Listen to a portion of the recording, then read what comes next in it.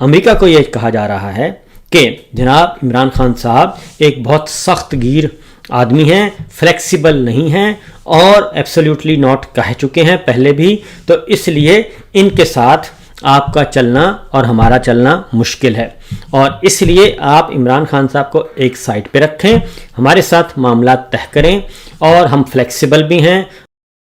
ہماری آپ کے ساتھ اچھی انڈرسٹینڈنگ بھی ہے، طویل شراکت داری بھی ہے، ہم نے رشیا کے اگینسٹ بھی، ہم نے رشیا کے اگینسٹ افغانستان میں بھی، یوکرین میں بھی، اور اس کے بعد انسداد یہ دہشت گردی کے خلاف جنگ میں بھی، اور ادروائز بھی جہاں بھی ہماری ضرورت ہوتی ہے ہم آپ کو اپنی سروسز پرووائڈ کرتے ہیں، تو لہٰذا ہماری شراکت داری زیادہ ہے، ہو جاتا ہے اونچ نیچ ہو جاتی ہے اور ہم کبھی کبھی ادھر ادھر ہو جاتے ہیں، تو اس لیے ہمارے ساتھ معاملات طے کریں۔ تو یہ ہے، اور ادھر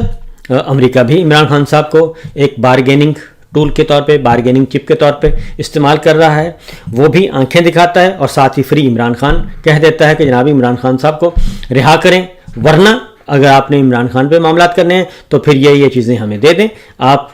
چائنا سے دور ہو جائیں اور سی پیک کے روٹس پہ ہمیں نظر رکھنے دیں، اور یہ سارے ہمیں چاہیے، ہماری فزیکل پریزنس چاہیے۔ تو یہ ہے اس کا قومی مفاد۔ ہمارا قومی مفاد کیا ہے؟ ہمارا قومی مفاد ہے کہ ہم اس ریجن میں جو ایک ریجنل بلاک بن رہا تھا اس کے ساتھ رہتے، اور چائنا کے ساتھ، چائنا ایک ہمارا پرانا شراکت دار ہے اور اس نے وہاں پہ انویسٹمنٹ بھی کی ہوئی ہے، یہ پاکستان کا مفاد ہے۔ اور اس موقع پہ اگر